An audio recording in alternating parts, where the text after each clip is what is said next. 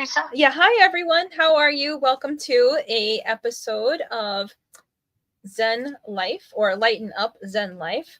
And the topic that we're speaking about tonight, both Nancy and I, Nancy say hi to everyone and everyone say hi to Nancy. Hello, everybody. Our topic is going to be about how to navigate and release and free yourself of attachments. Is there something that you'd like to start off with, Nancy? Why don't you start? Okay. So when I started this subject with Nancy, I was saying to myself, hi Denise, hi Val. I was saying how I had been doing readings and one-on-ones with a decent amount of people this week.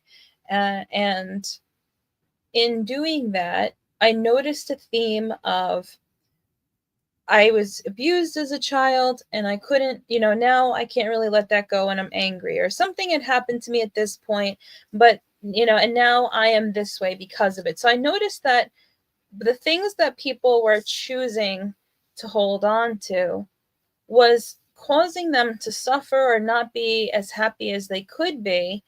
But when I proposed about them letting go of these things so that they could be liberated from them, that they felt like they were part of their person. So I brought this idea to Nancy to say, when I began to be a student of Nancy's, I had memories, experiences, but I learned through Nancy what works, and I don't want to suffer, and I don't want to live in the stories of past. I want to liberate myself to be in happiness in this moment. So, why do some people choose to be tied to things that don't bring them pleasure versus why do people let go and allow themselves to live a more full, open life? And I think the big answer there is attachments. Nancy, how do you feel about that? Yeah, there's all kinds of attachment. Basically, I think the difference between having and have not, having the attachment, hanging on to things and so on, you have to, it's sort of hard because for one reason or another, to hang on to an attachment is something that it serves us in some way. In other words, maybe we think we should have revenge. Maybe we think we should, we were wronged and everybody else is going to do the same thing, depending on what, the attachment is. But the attachment is also on having items and events and attached to my popularity and, attached to who I am, who I think I am, who they think I am, who I really am. But the attachment is an ego aspect. So it's part of the personality. The ego is part of the personality, and the personality in some form or another has some kind of idea, belief system, has some kind of need or whatever it is that you're attached to. So if you're attached to a person, and it's almost like it changes your behavior because it brings in separation and fear. And the reason it does that is because it's the ego, and the ego is not real. So ego is already, anytime I'm in my ego and my make-believe or my, the illusion of something, I've got to have this or I'll never be the same. My life is ruined if I don't have this. If I don't have a certain popularity, then therefore my life is not what it needs to be, and so on. There's a difference between having a goal and having an item, such as maybe I'm attached to my grandmother's ring. There's a difference between being attached to your grandmother's ring than to have your grandmother's ring. It doesn't mean you don't want or have these things. It means that you're whole, and whatever it is that the item is or the person is or the situation is, you're whole, and it's an addition to you. It's not your life and death It's not your, if you don't have it, your life is worthless, or, you're not going to be able to function, and so on. So to hang on to an attachment is pain. That's right. It's going to be painful, because sooner or later that attachment, because it's not real, sooner or later it's going to disappear. It's going to change. It's going to have disappointment to it. Yeah. I feel like what I've learned is that when we look at why we have the attachment and we see that we're whole despite the attachment, I personally have lived a clearer, more content life. I am less affected by the external things that happen. And if we all go through highs and lows, the good stuff happens, we're high. The bad stuff happens, or we perceived bad stuff happens, and we're low. And we ride this thing. And by being in a space of ease, we don't go, we don't ride this hills and valleys scenario. We tend to have more of a comfortable line that we hang out in. And, I think that by learning how to have that line, that when things happen, instead of seeing them as adversity or strife, I see them as opportunities, and I'm more adaptable to be able to remedy them and be solution oriented. And that when positive things happen, I'm grateful that they're happening, and I'm saying thank you, and I'm in a space of humbleness. So instead of getting, oh my God, I'm so happy, I just appreciate it. I'm in a space of gratitude. And between the gratitude, the solution orientedness, and the ease, I feel that's what affords me to feel positive and to think in a positive way, and therefore get positive results. I also feel that I've learned how to be very into law of attraction, and that I'm very aware that the energy I feel internally is going to have me rendezvousing with things outside of me. And I care deeply about who and what I rendezvous with, which means that I care deeply about the relationship I have to myself. And, thinking about attachments, if I can consciously see that it's not good for me to hold on to these things, I want to do whatever work I need to do to step out of harboring them and release them, so that I can be the person I want to be and live as I want to live. So, Nancy, what do you feel in response to that? Well, again, the idea of being aware and so on has to do with I don't need this, I don't want this. And of course, that's the healing part of it. I think it goes into the way that we are taught, in the way that we have learned, in the way we have belief systems. We believe a lot of people, many people believe that you have good and bad, right and wrong, and it is or it's not, and lost or have. And when we put a label on something that, this relationship, I can't, it's the best I've ever had. And I think that I should be, this person isn't treating me right, or, I think he's going to change, or she's going to change. I think this is going to happen. If they, do they really love me? Do they really care about me? Are they really being this? And measuring all the good and the good and bad, right and wrongs, and so on. Mm-hmm. It's hard to live one's life like that, because again, people go through different stages, and what I have, what would my life be like if I don't have it? And it's most of the people, if they, it sort of gives them an idea they're going to lose, or there's going to be some kind of loss attached to attachment.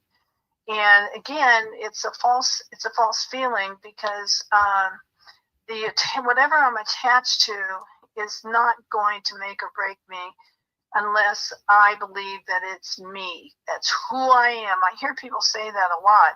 I'm just, this is who I am. I'm just expressing myself. This is who I am. And basically, it's not. Most of the time, it would not be who the person is. It's something that the person is either using, or it's something that the person is experiencing, or it's something the person has attachment to, or a lot strong liking to, or something of that sort. but it's not written in indelible ink, and that's the difference between the ego. The ego has its own ideas of what is or what isn't, and it's our personality, and it's showing, that if I don't have this, if this person leaves me, then I'm terrible. If this person has said something really mean to me, then, I'm attached to what he or she feels about me. I'm attached to how they treat me. I'm attached. And so you're always, the thing that is ego oriented is you're always looking outside. You're not inside. You're always looking for whatever is going to make you happy or feel good or be yours. It's always something that's from the outside. The outside is always changing. It's going to change. That's and right. So when you are attached to something, that means it can unattach. And that's what brings in a lot of fear, a lot of pain. All pain is started and done through attachment. That's right. And Nancy, just so you know, Trina is on with us, and she said, I think sometimes people keep the attachment because it's familiar. And of course, yeah, I agree with it. Denise, you have Nilda, Denise, Val also here with us. And Denise says, yes, I lived like that for a long time, but it was too much work thinking and wasting time. And they're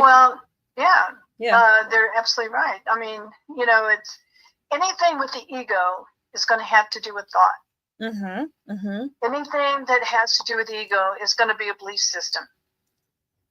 Anything that has to do with ego is something that's on the outside and not, it may not be a truth, or it could be, something that someone thinks and believes, but it's not a necessarily valid, this is the way it's going to be forever kind of situation. Right.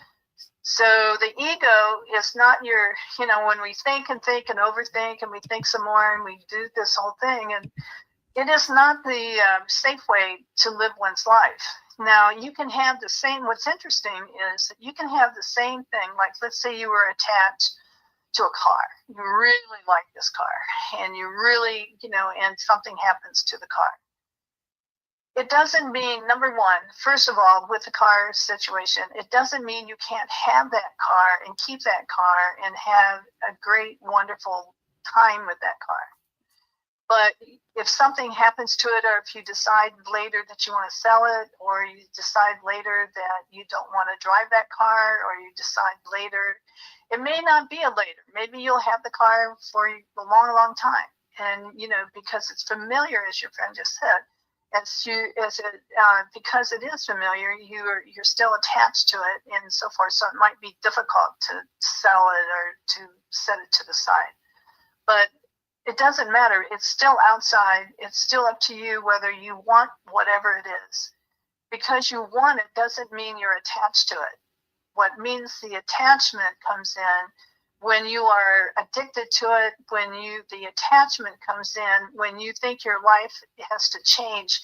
The difference is very easy to understand if you understand that if I control the situation, then it's not an attachment. If it controls me, then it is.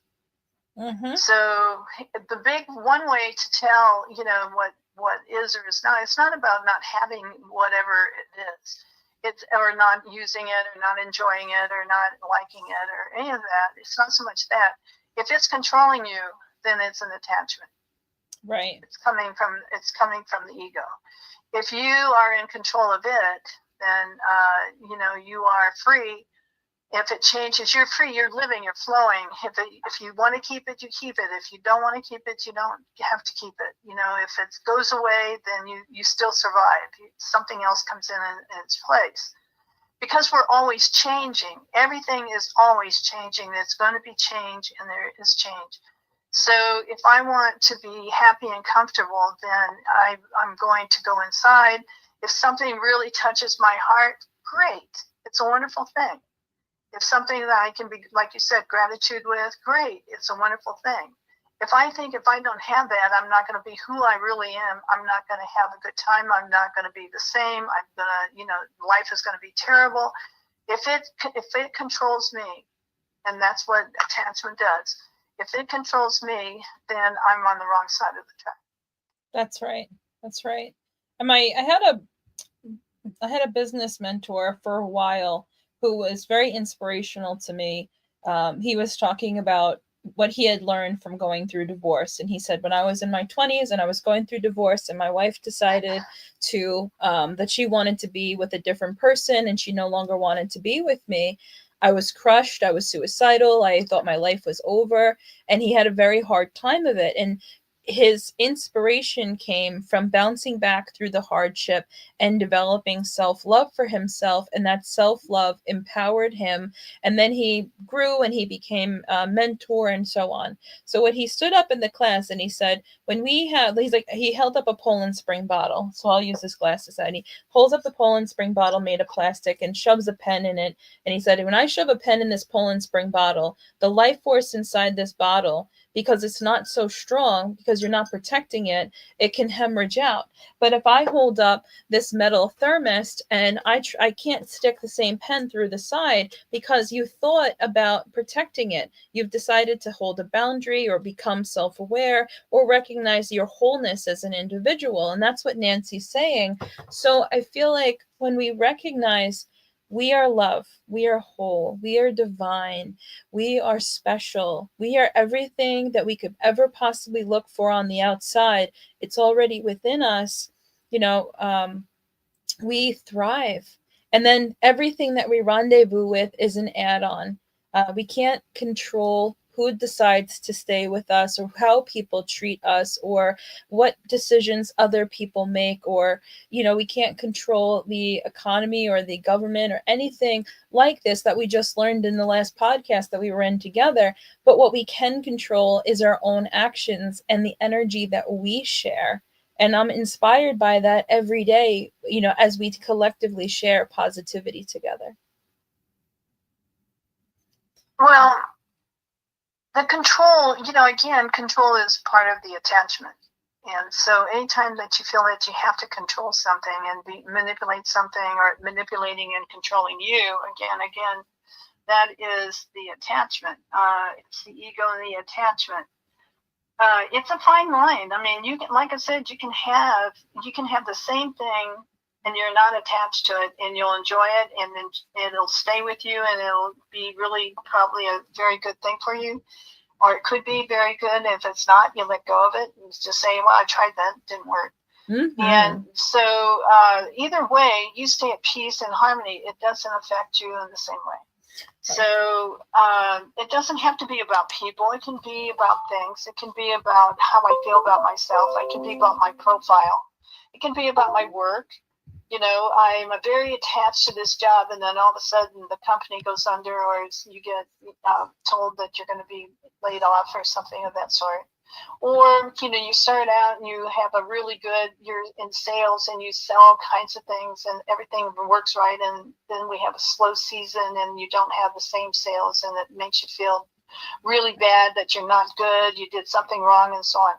Again, it depends on who controls who or what controls what. If the job controls me and it controls everything I think about myself, and it controls whether I like it or dislike it, yes or no, right or wrong, good or bad, then there's likely going to be belief systems attached to that, and very likely an attachment. If I stay in there, I'm attached to the idea that I can't leave because I was taught that you have to stay in things and you got to keep working the rest of your life doing things you don't like or you don't want. It could be an attachment of that nature. It could be an attachment of anything and everything that is on the outside, controlling you, manipulating you. It's a thought system. It's a understanding. It's a misunderstanding of who you are and what that is to you. And it hurts. It's going to eventually. I mean, if there's an attachment, I pretty much can guarantee sooner or later it's going to hurt. Right. And I did take some notes the other day when we had the conversation about what we were going to offer and that we had come together, and it was this, and it's, we were talking about if you come from a Pollyanna space, but people that don't understand where you're coming from, that positive space, they may have a hard time relating to you if they're not in the same place that you are. So, but where does that philosophy come from? The positivity that we choose to operate in, is that attachment will lead to pain. And do you want pain? What if instead you knew that no matter what, you would be taken care of, even if you didn't know what was going to happen next?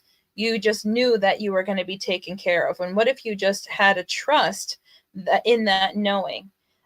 Because beliefs are not knowing, but knowing is nothing.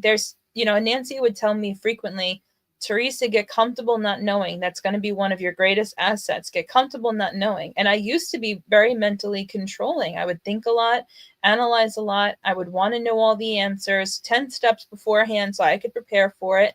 And there was a big surrender I experienced. And Nancy would remind me all the time, Teresa, get comfortable not knowing.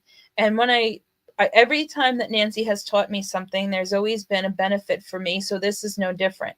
So every day, I would remind myself, Teresa, get comfortable not knowing. Take a shower, go to work, and trust that you'll be taken care of. Make that your single-minded thought, because you don't know all the other answers, but you do know that answer, and that's the best answer to know. And then, when we were lining it out, we go, well, is my method working? Because negativity doesn't solve negativity. So if you don't bring it into the higher level, and it doesn't follow universal law, it's not going to work. So, having security or being involved with what works is, to me, how I learned to get out of suffering. And it's what I know to get out of suffering, pain, and fear. And, Nancy, do you remember what I'm referencing, when I'm saying these things? And do you agree with me? Yes, but I do. I agree with you certainly. But on the other hand, one of the things that you can do now in this fifth dimension, which I really like, and that is you can go breathe, do some breathing, go into a meditation or do something, and you can ask, how can I have this without being attached to it? And let the universe show you how to it could be a relationship. I mean, a lot of times it's a relationship. How we want someone and they're off doing something different, or they're not showing the same attention and so on. And I'm not sure if I'm supposed to have it. Am I not supposed to have it? But it really hurts that I don't, blah blah blah, and so on. So I believe very strongly in asking for the higher beings to clarify and clear for me ways that I can have, like, one good example. Another good example is California and all the fires. I mean, the horrific fires that are going on in LA and in that California, in the areas of California. Right. And if you had a house, you had a brand new house, and you had a house you worked in, or you had a house that you grew up in, or you had a house that was really strongly part of your life, it's going to get challenged and tested as far as an attachment when that fire came in and took a lot of things down. So, and took it out. I mean, it was horrific. So the amount of suffering it is, the more attached I was to this house, then the more suffering I'm going to have. If I'm not saying the people that are unattached weren't suffering, I'm not saying that. But they will be more likely to rebuild, or they will be more likely to move on, or not take quite as much time to do it than the person who's suffering and wondering, why did this happen to me? How did this happen to me? How come this went this way? If there's a God, how can there be this and that? So, I mean, it's easy to get attached to things. It's not that hard. I mean, if it's something on the outside, know that it can be vulnerable. If it's something on the outside and it's not making you happy inside, then it can be vulnerable. But the one thing that is not an attachment that goes with the spirit is, I am good, I am going to be fine no matter what. Like you mentioned, I am good, I'm going to be fine no matter what. There's always an answer, against the one side is the problem, the other hand is the answer, right beside each other. And so that's a hard sell. I mean, it's a lot easier to sell attachment than it is to sell unattachment. That's right. That's right. And the unattachment is spirit. You're going to have the belief and the faith and trust that you're going to have everything that you need, everything you want. You're going to have the right thing. You're going to have the things that are happy, makes you happy. You're a magnet to happiness. You're a magnet to abundance. You are a magnet to love. You're a magnet to everything that is wonderful, and so on. We have to vibrate at the same vibration of whatever it is that you want. Mm-hmm. And if you vibrate, here's the deal. I mean, the bottom line to this is, if I am fear, I'm going to vibrate fear. That's to right. pull in whatever I think I want. Even if I were able to pull it in, it's going to be on the level of attachment, and then that means it can come and go, or it's going to change, or it can be challenged. That's right. If I sit there and magnetize and have the higher frequency of pulling to me what I love my house. I love I like my house. I like the things. This is great. It's a good and so on. If something happened to it, or I had to move, or I got a job change and I have to leave my friends, I have to do this or that or whatever, then I'm going to be okay no matter what. Right. But when you're in an attachment, it's a loss. Most attachments end up in a feeling or an experience of loss. Mm-hmm. And we're afraid of loss. That's right. We're afraid of loss even when we don't want it. We're afraid of loss even when we wish we didn't have it in the first place. Because we're attached, just like someone said, somebody said that, it has to do with, being there, being something we don't like change. I hear that a lot. Yeah. Good luck. Yeah. But we don't have, I don't have I can't take anymore. I don't have this. This goes wrong, that goes wrong. I'm negative. Well, vibration will attract, the magnet of vibration of fear is going to attract more fear. It's going to attract more upset. Separation is going to attract that. It's going to attract doubt. It's going to attract all kinds of problems. Sometimes we have to go through those problems in order to learn that we weren't attached to it. That's right. Or that it doesn't make not all situations, again, it is what it is. Not all situations of attachment, is something that's going to ruin your life. But you should learn, we want to learn from it. We want to learn that I can have everything and I don't have to be attached to it, because if something leaves, something better is coming. Now, that's a hard sell for a lot of people when they are, when people are leaving. And of course, a lot of people are leaving, they're passing on. They're going through what we call the death process. And people, they don't want them to go. They want them to be there, and they want to continue having the experience. So they're going to have to come up with a way to have that experience. But if you're attached, it's going to be a painful experience. Absolutely. Denise says, this makes so much sense. Nancy, I wish I met you years ago. You probably did, Denise. I say it all the time. I'm so grateful for Nancy. And the whole reason for this podcast is simply because I think everybody needs Nancy in their lives. I stand by it. I absolutely love that. Being like, I'm glad I'm not attached to that. I got the we had Cosmic Tea Hour running, and I was offered to be on another podcast, and they said, you can have any show you want, name the show. What would be your dream show to have? You can have anything your heart's desire. And I said, I want a show with my Buddha master, Nancy Barr, who I want to just be able to put her in anywhere I can in the middle of around anybody, because the positive effects that she creates just by being who she is and standing in the truth, it's life-changing for people. And I would like to be the person who can give that or facilitate that by having that show. And now that we've been doing, I think we started in July, maybe June. I think we started end of June doing Zen Life, like Lighten Up Zen Life. And I feel like I get so many responses now about how you have changed their life, Nancy. And though it's important to be humble and not attached to that, it gives me a lot of joy knowing that we make people happy. or we participate in their happiness. It's always a lot nicer and a lot better when it is. But the difference is what we all healing, all knowledge and wisdom. I mean, wisdom is what it is. It's already there. It's in the universe, and everyone has it inside them, and everyone has the ability. And everyone, I appreciate, because I've worked long and hard through my life on a spiritual path, but everyone can do this. I mean, it's right inside each one of us. And then it's the hardest sell is to understand that God is right within every single person. And it depends. What do you want?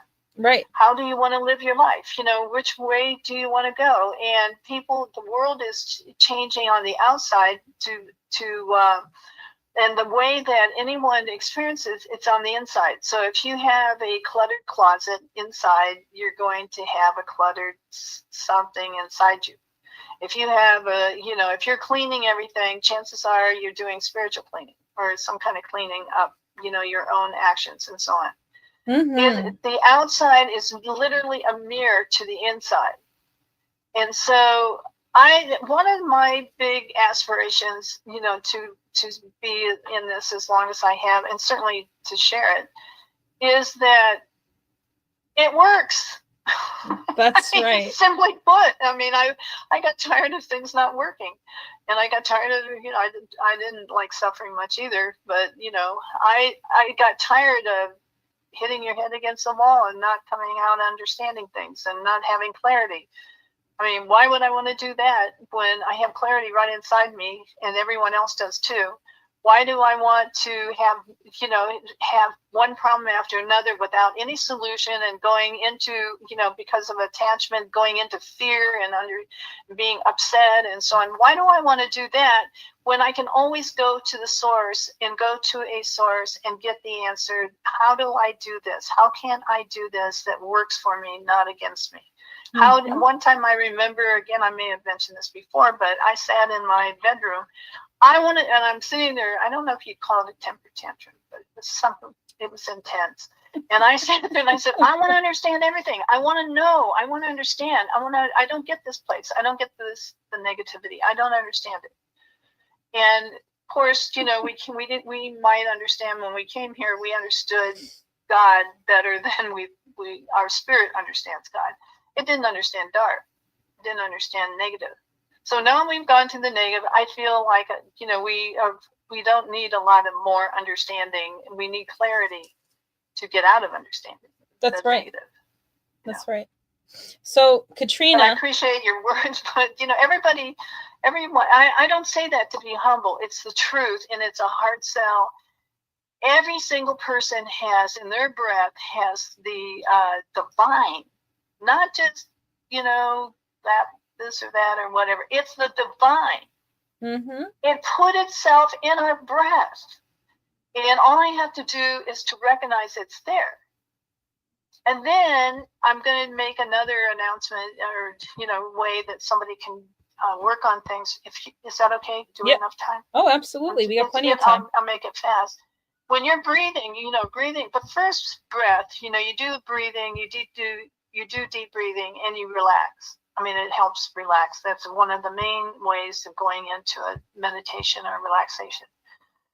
By recognizing the second one is you breathe and you recognize, you listen to the sound of breath and you recognize that it is the divine that's right there with you and in oneness with you. And you can use, if you're sitting there having and recognizing the divine, if you've got questions, I think that's a great time to ask, or do things.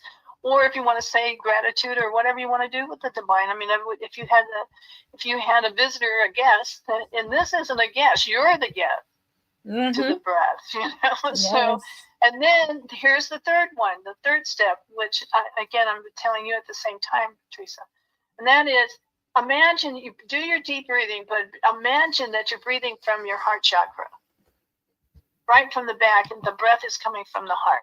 Mm-hmm. Breath is coming from the heart. The breath is coming from the heart. If everyone did that, all of a sudden you're going to realize you feel a lot better and you're happy. That's right. You're happy. Just by breathing, you got to breathe anyway. I mean, if we're not breathing, we're not here. Yeah. So, it's not like something, that we're doing that's foreign to any of us, or it shouldn't be foreign. And if it is, it's really scary because that means we're going to be here. So, why not do it?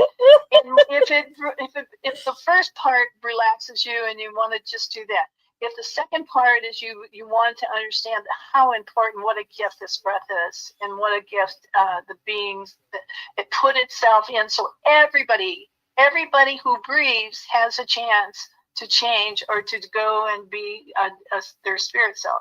Everybody, no matter what they did. Mm-hmm.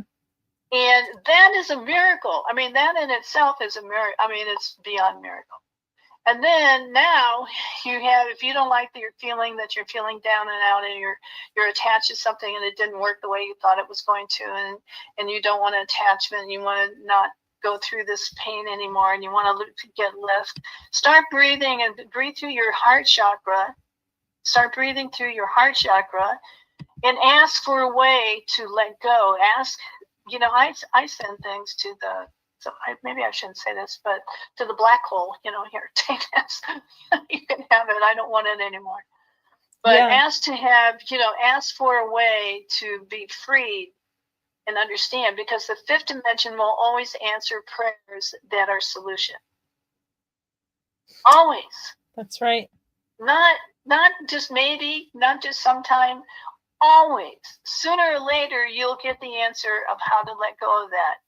And it may seem like your world crumbled and it affected your, a relationship, it affected your life, and it affected your kids, and it affected all these different aspects, your money and life and what you're doing, and feeling lonely, and someone passing, doing the same thing, they leave, and anytime someone, remember, it's loss oriented and so on, but it doesn't have to be. And you will have everything restored in some way if you stay on in the side of the light. That's right. Or something else will come in its place, or something else will happen that will restore whatever it is that you think you lost. That's right. And you'll gain a lot from it. Yeah, I feel very blessed, because even though, like, my mom is a really good reference for me, my mom has crossed over, I have such a great relation with her, even though she's in spiritual, and I make a lot of communion with her in meditation, and then I feel like she shows up very strongly in and throughout my life. So that's a very beautiful experience for me. And if I wasn't doing the breathing, the connecting, the getting in alignment, the early morning meditations, or meditating throughout the day, or what my values are, my solution orientedness, I wouldn't be able to have that connection. It doesn't have to be through breath. I mean, there are other ways, any way that is focused inside, focused on something loving, bright, happy, beautiful. I mean, you can be inspired. I mean, music is one of the greatest ones. I mean, you can be so inspired by music. Many people are, by either playing it or hearing it or doing something, going to concerts or whatever. There's a reason for it, because it's God. That's right. And it's vibration, and the more beautiful, and people, are so talented. And now we have the celestial choirs here. And I don't know, the ones that I've heard recently, the average age is maybe 3, 5, 12. They're young, and they're singing, with the pitch and everything that, professionals would have done. I mean, it's amazing what I'm seeing going on here. It brings tears to my eyes. That is so pure. And so, we can see flowers bloom. We can see, the animals are teaching us how to behave. There's so many beautiful things that can inspire. That it's not just about breath and paying attention to breath. It's not, that to me is one of the easiest way, but it's about having the opportunity to go and feel and see where the energy of the higher, the high God's, the source self, it's seeing it in action, and it's right here in front of us. at first it was like the hidden objects in the children's coloring books, where the objects were hidden. You got to find the hidden objects. Yes. It might have been that way, but now it's right out in the open, and it's everywhere if you know where to look, or when you are open enough to let it show you where to look. I agree with that. And I would say that's a really good way to sum up the spiritual experience, is like a game, the I Spy page. It's there all along, but it's where we look or what we're paying attention to that makes those things visible to us, and we get into the vibration of joy, then we see joy everywhere. And that's what Florence Scovel Shinn was talking about with birds and twigs. When we know what we're wanting, when we visualize it, make a connection to it, and we believe that it can happen with no resistance, or we feel that we can mingle with it without resistance, and we're just look for ways on the outside plane how it becomes available to us. You can see anything you want, anywhere you want, anytime, because you're bringing source into the situation, and that's beautiful. So even it's beautiful, but there's another side to this, Teresa. Which is? And that is to the people who are addicted to drama. They're addicted to, I'm not saying they did it on purpose, but somewhere along the line something happened where they're addicted to negativity. They're addicted to, that's their environment, that's been their experience or whatever. Sooner or later, that's going to change. They may think they're never going to climb out of that wormhole, but they will, and they are. That's right. And it won't be because of being forced. It won't be because someone gave them absolutely no opportunity, or they did give them an opportunity. It has nothing to do with anyone else. But inside each one of them is that spirit in that high self and that part of them. So no matter how depressed or how negative or how lost we feel at different times, it will not be permanent. I agree with you. It's not going to be permanent. And the person will have their own timing. They'll have their own situation. They will have their own miracle. They will have their own wake up, or whatever you want to call it, and all the different things that it's called. They will make the change. And when we say to people, I hear it a lot, more than I want to, but I hear people say that person will never change. And I'm sitting there going, you better hope not. Yeah. Yeah. Because, and who has the right to tell anybody that they're never going to change?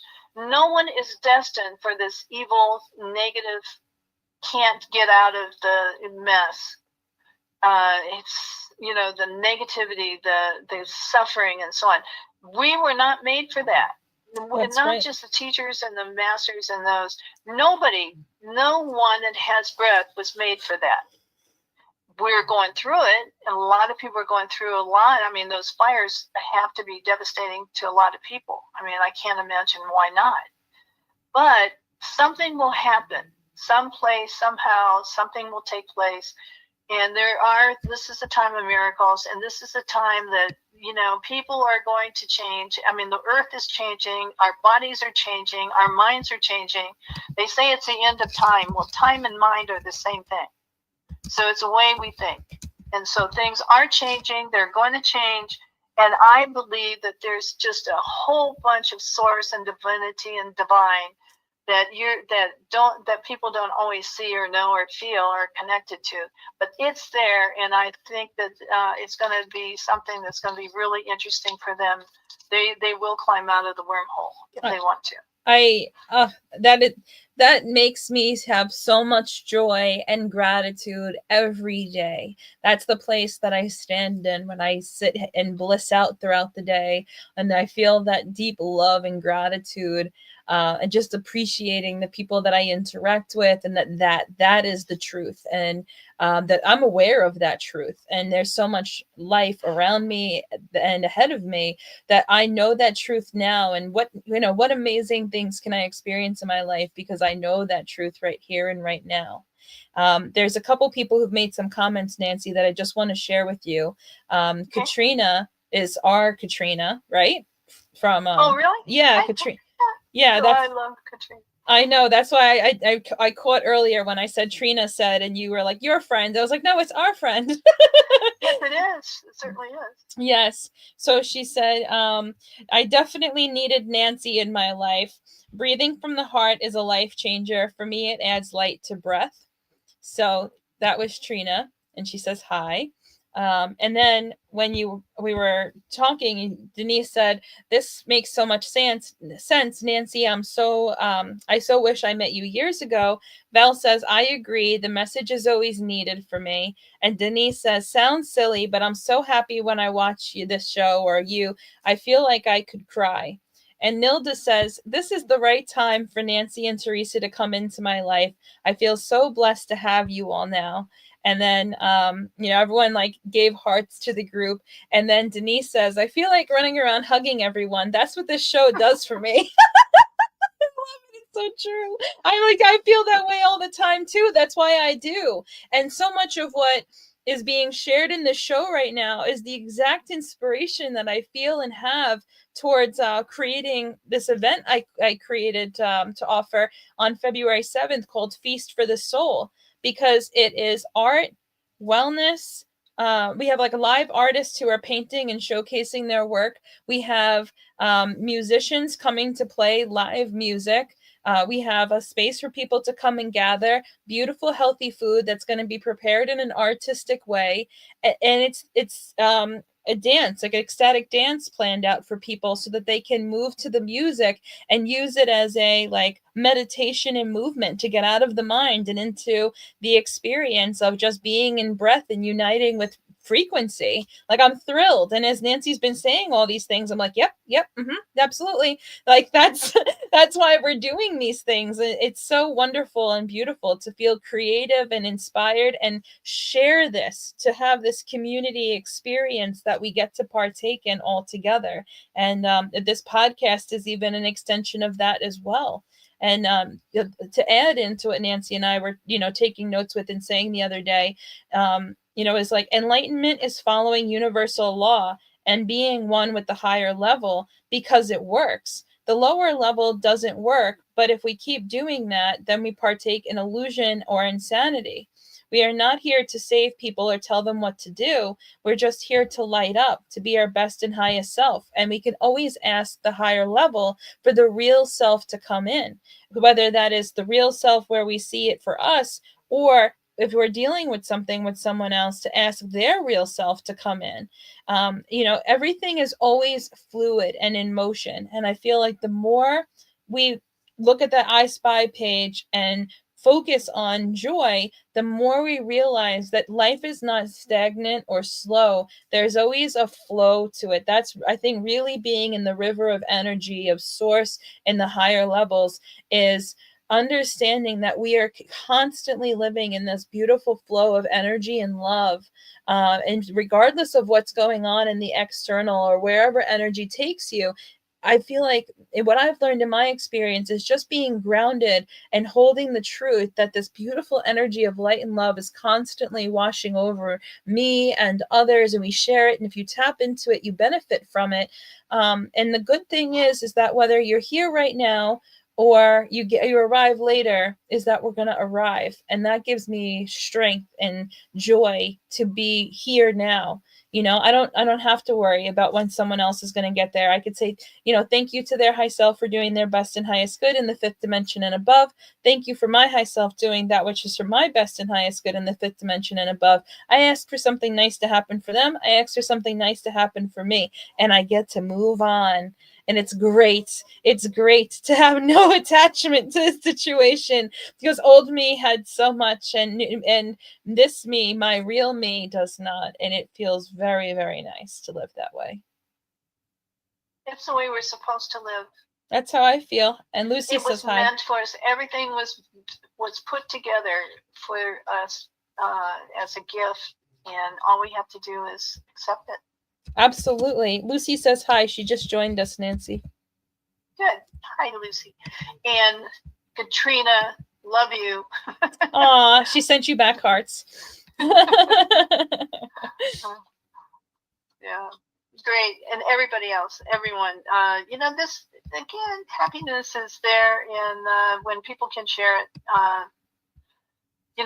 It's like a car. One is, you share it in a group. One is you meditate, and one is that you bring in clarity and work in clarity, and and it takes all four tires and one is that you take care of yourself, and it takes all four tires to get things to move smoothly. That's unless right. you're riding a bicycle. That's true. It is something to focus on. Where we put our focus, our energy follows behind it. That's right. That is right. Does anybody have any questions for Nancy or myself? We have time left. I'm just asking because we frequently share, and I like to check in with you guys as we're partaking with you, or to pitch something off to one of us. Lucy says, it's so very interesting to hear Nancy and Teresa's perspectives. Well, I have the best teacher in the whole world, so I have wonderful perspectives I've learned. um, I'm so grateful for you, Nancy. I say it all the time, but really, you have a wonderful life and the input. There was a picture that I saw the other day that I meant to send to you. They have like a boulder that an ice boulder sitting in water, and they say, you who you are, what you are, without realizing your potential. And then they show another picture of like a big finger pushing up this ice brick in the middle of the water, and it says, what a good teacher does for you. And I was like, preach, tell it, sister. You get to really get into a place of solution mindedness, positivity, and joy. It's not Pollyanna, and that was something that we were talking about the other day, the importance of being relatable but not losing yourself. Because if la la la, everything's perfect, la la la, everything's beautiful, but if somebody's going through a hardship and their consciousness is affixed to that hardship, they're going to look at you maybe like, okay, yeah, great, Pollyanna positivity, yay, light. But and it's just because of where their focus is at as opposed to yours. They're not maybe going to stop and think how you got to that positive space or what you had to do to get there. They're going to be focused on where they're at. So Nancy was teaching me about being mindful of how I relate to people, and to understand more about what people are going through, and less about being a positivity pusher and being more just someone who holds space to love people. Right? Is that the gist of it, Nancy? I think it's the gist. Love is the only answer, and but also, and certainly to understand others and to have. But the idea to me is that you're clear. You come from your heart, and you're clear. When you come from your heart and you're clear, it's not a foreign language. And it's not a foreign opportunity for people to experience. When you come from your heart and you come from, clarity and something that will, the high self, their high self is already there. So the person will, understand at least the possibility. They might put it on the shelf. They may wait for a while. They may go in and examine it and tear it apart and do everything, which is fine. Mm-hmm. But sooner or later, truth and that love is going to come through. And sooner or later, people get tired of going through a lot of uncomfortableness and unhappiness and so on. It's tiring. It's depressing and tiring. That's right. And it's not who we are, and it's not what we're supposed to be. So sooner or later, the aha moment will come. And I think we're going to have more and more of that in this time period now that we're in the age of light. Yeah. And I don't think it's going to be forced on anybody. I think it's going to be the timing is going to be right for each person. When you get tired enough of walking on thorns, stop. Turn around and go the other way. So, Nilda, there's a little conversation happening here when I asked, what would they like from us before we had before we separate off the podcast. And Nilda said, can we do a meditation now or next time? And Lucy said, I'm newer to spiritual ideas, but I'm fascinated by how we can tap in. And Denise says, honestly, Teresa, how to quiet the mind to do it. Nilda would like a meditation on love, unity, whatever we feel like doing. So what are your feelings on this? Yeah. A prayer, a group prayer, or a group we can meditation? do either one. I would ask that everyone just be sure that you're sitting someplace where you're comfortable and everything is, that you're safe and sound and not going to have any problems relaxing because someone's going to be yelling at you or something. Just someplace where you can allow it to happen. Okay. And when you are that, we're going to take 5 deep breaths. And the breath is going to come up from where you're sitting all the way through your nose and then out through your mouth. Okay? Mm-hmm. 5.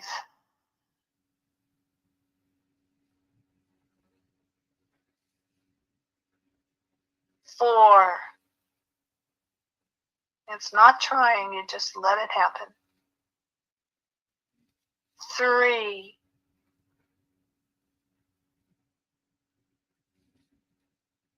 2. And 1. With your great imagination, imagine a bright, bright, bright sun in your area of your heart, right behind your physical heart in your heart chakra. And that bright light, that bright sun is getting brighter and brighter and brighter. Brighter and brighter and brighter.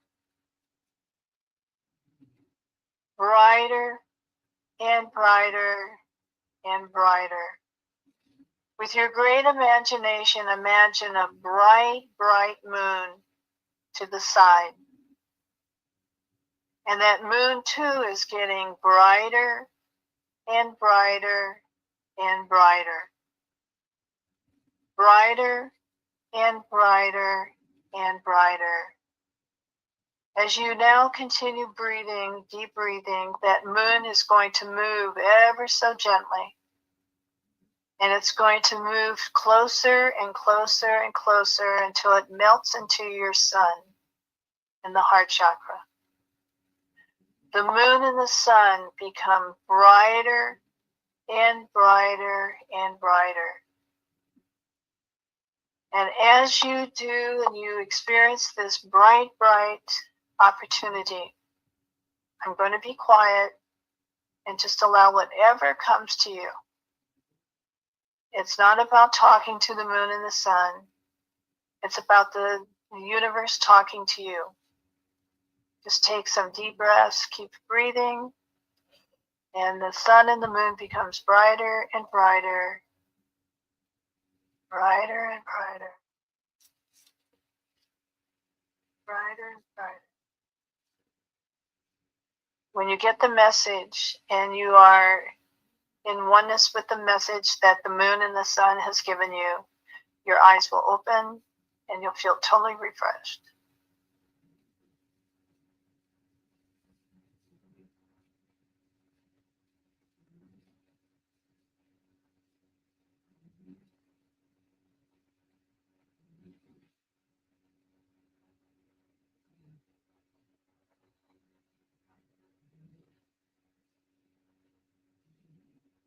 Just coming back out.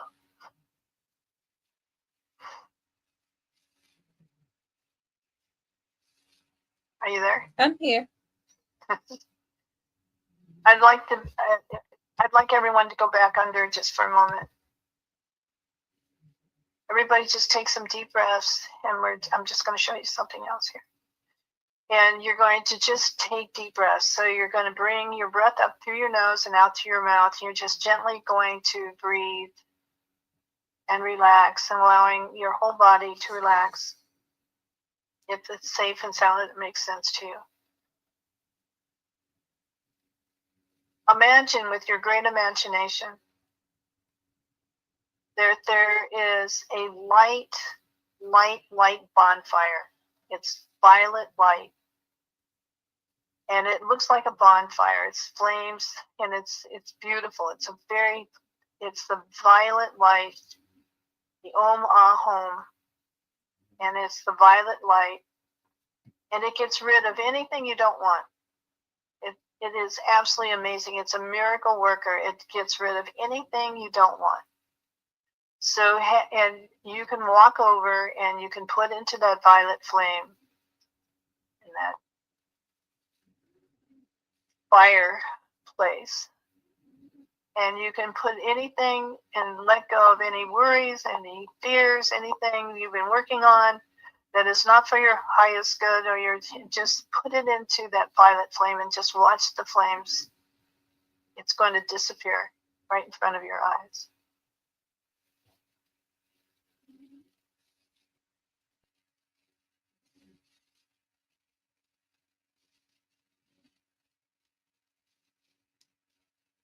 Once you've done that, this is something you can do on your own. Once you've done that, then you're going to see a bright, bright, bright, bright, bright light. And it's going to have the resurrection angels there that are going to take whatever it was you threw into the violet light fire.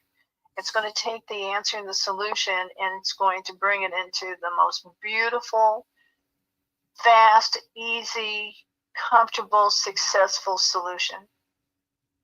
So just look at the light, allow it to engulf all of the wonderful wonders that you want it to have, and it's right inside of you.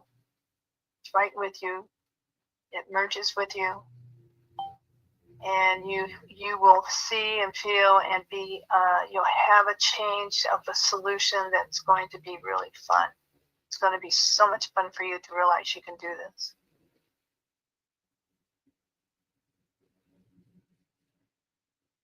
Coming back out.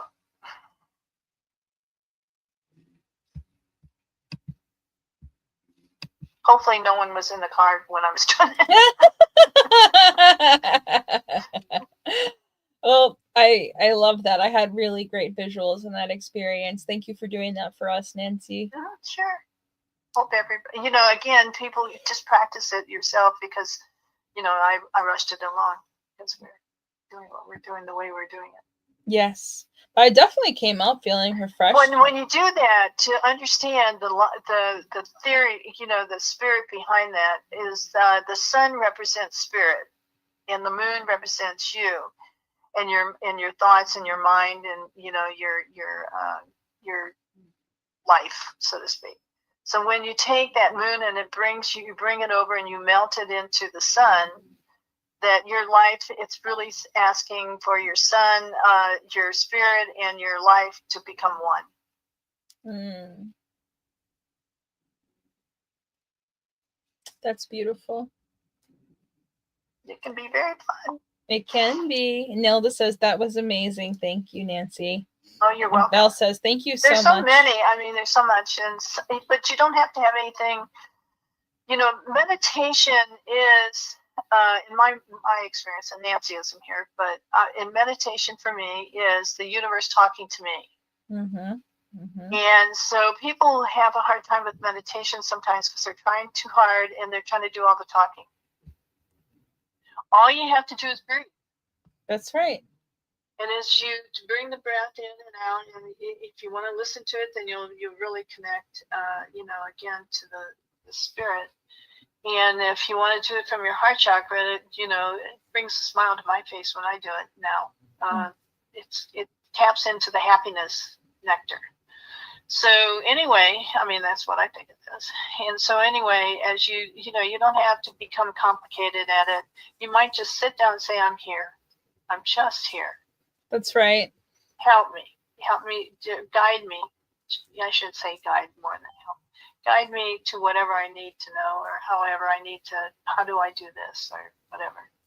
And always go towards the solution, not the problem, but the solution. You can be aware of the problem in order to know what you want to have solved, but you want to let go of the problem and go to the solution. It's always the solution on the higher level, not the problem. That's right. And I like what I've learned in meditating in a way that says, I'm here. I'm just here. That's what I did. When we say, there were times I just sat down and said, I'm here. I'm here. I'm just here. And that's in saying that, it's surrender. You know, when you say I'm here, really truly be willing to sit, lay, exist in a space where you truly are willing to let the whole person of you, the whole being of you, be present in that space.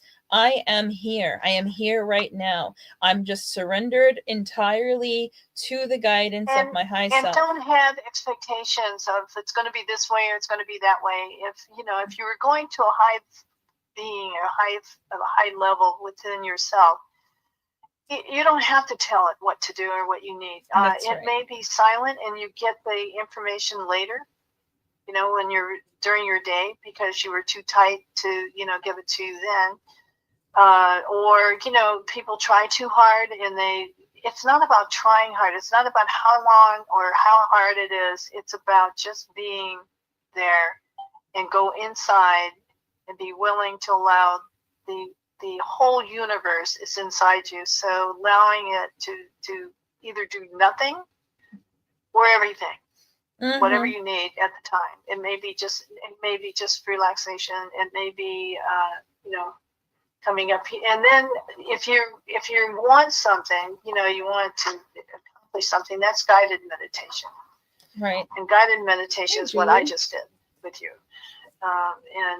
Guided meditation is a little different, but you've got an agenda and you want to go to the solution. How do I get this? Or, I already have it. Thank you. Is there before, when you do the breath, you assume that you're going to get the next breath unless you have some kind of respiratory disease or something happen. You have, you don't, when you have one breath, you don't sit there and wonder if the next breath is coming. And that's the way abundance should be. It should be right. It's already there. So just let it come. Absolutely. Katrina vibrate at the same vibration that you want of whatever it is you want. If it's a person, a loved person, or anything you want, become it. Become the vibration, and then it comes to you. Absolutely. I had this aha moment, and then as I was receiving it, you started coming out of your mouth, where it's like, it was right there. To me, the verbiage came out something like, when we are afraid that we will not have an experience, or we're trying to control the experience we have, we're not sure, or we're not trusting that something will be delivered to us. Because if we're trusting that we will receive, and source is omnipotent, omnipresent, it knows what we need, how we need it, when we need it, and trusting in that allows us to stop trying to control it. And if we work with people we trust, and this is my example, me working with Nancy, I trust that if Nancy is going to teach me something, offer me something, or do something for me, she knows what to do. I don't have to check in on her or check with her. I can just simply trust her to guide or lead me through or in something. So I don't have to control what she does or try to, and she won't like it very much even if I did try. So she would remind me, hey, am I trustworthy or am I not trustworthy? And I'd say, well, you're trustworthy. Okay, then let me offer to you what you trust me to give. So that's the same question I think we need to ask Source is, do you feel that Source is trustworthy? Can you surrender and give yourself to this Source to allow the guidance to freely flow to you? Because when we receive messages, the messages are sometimes silent. Yes, because sometimes they'll come later, but sometimes the message doesn't need a word. Sometimes the message is a feeling. Sometimes it's a visual. Sometimes it's just a sudden knowing that we get to experience. That's why clairvoyant, clairsentient, clairaudient, we have these different clairs to describe gifts, because the messages come in a way that Source can hand deliver, cherry pick to you when you need it, how you need it. And if you give Source the ability to do that, you will get so much out of the experience, not just what you're looking for, but beyond what you're looking for, things that you need that you didn't necessarily even know that you needed. So Katrina is saying, wow, I needed that. Thank you so much. I found sometimes it's just a feeling with meditation. It's not always a huge downtime. There is a beauty in simply being quiet. Yes, and I would say there's a step number one that goes to your step. To me, it would be step number two. That all that you said is absolutely true, but it would be step number two. You want to know what step number one, I think, is? Oh, yes, please. Trust yourself. That's right. Trust yourself first, that you are willing to learn how to be peaceful and happy and loving and kind and be who you really are. Trust that it's you, it's your decision, and that to me, that's step number one. Can you elaborate a little bit on that? Like, I'm not quite grasping it. The point is, the first step is the person to trust themselves. Okay. The reason the first part is to trust yourself. You don't have to trust everything you do. You don't have to trust, being, how to get out of depression. You don't have to trust anything, but you've got to trust that you're willing to make your life better, or to go to something that can help you get to a better place. I understand. So the first step is to go within, right? Yes. So the first step to go within takes trust, because inside can be very scary for a lot of people. Yes. The pain feels like it's inside. The disease feels like it's inside. So going to the inside sometimes can be scary for people, that have had different experiences. And could be drug experience, alcohol. I mean, it could be different things. Right. So I think the first part is to have trust and faith that you're going to be in the right place, the right situation, and to the highest level possible, whatever for the highest good. Right. Yeah, I feel like I may not, when I first started, I think, doing this meditation with you and making connection, I didn't know if I truly trusted myself, but I trusted you. And then as I began to hold space, and that's why I said I think so many things begin with holding space, I got to a place where I trusted a source and said, well, let's be real about this. I'm living on a planet that's hurling through space and, in a solar system with other solar systems and a huge big world with all these people, places, and things in it. I don't know the first thing a lot of times about what I know, but I know that this didn't come about by accident. There has to be at least something to it where this whole thing was created. And at the time I started learning with Nancy as a student, I had just gone through this huge epiphany that source was real. I got this huge experience, which I'll tell you all about another time because it's a long story. But in my mind, it was so surreal to have this experience because I said, oh my God, God is real. Oh my God, God is real. Oh my God, source is real. There's something that's really there. It's listening, it's interacting, it's paying attention, it knows who I am. Oh my God, that's real. If you were not ready, if you were not willing, none of that would have happened. Absolutely. And my surrender. I just didn't know what to do with my life. And that's true with everybody, Teresa. When I say trust ourselves, we don't have to trust all of our behavior. We don't have to trust all of our belief systems. The whole idea is to have clarity and change what doesn't work, right? Mm-hmm. Mm-hmm. But the first person is self-love. Yes. The self-understanding, self-want, and inside of us is already born. There's always something inside of us that wants to be at peace and harmony and love, and it's innate inside of us. It's already there. It may have been covered up, it may have been hiding, and maybe in this and that and whatever, but it is there, and it's going to be there, and no one can take it away from anyone. That's true. So to me, the first part is, this is just my experience. First part, if you hadn't been in that willingness, I could have talked to the cows come home, and maybe the cows needed to come home.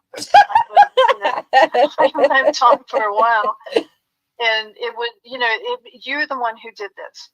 you're the one who got where you went. I just helped you. I just offered you different opportunities to consider. That's all.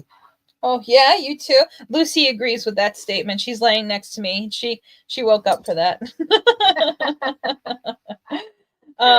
Yeah, it was very fantastic. And I do agree with you. I was very willing. I wanted the change. I was ready to step into it. Where I was at in my life, I was definitely all I wanted to do was be my real self, and know why I was the way that I was, where I had psychic gifts, or how did I know these things, or why did I feel or see these things. And I prayed for a teacher, and I prayed for guidance, and then you showed up in my life. The ones that have been you're commenting and listening, they're already there themselves. So it's just a matter of refining what they want and refinement. But way down the line and right up the scale of the ladder, that's a beautiful thing. Absolutely. Well, Katrina sent you pictures of cows with a smiley face laughing. Okay. Time to go? Well, time to go. That's a beautiful episode of Lighten Up Zen Life. Thank you so much for all of us being here. Thank you, Nilda, for asking for the meditation. We all benefited from that. And we will catch you next time on Lighten Up Zen Life. Good night, everybody. Goodbye.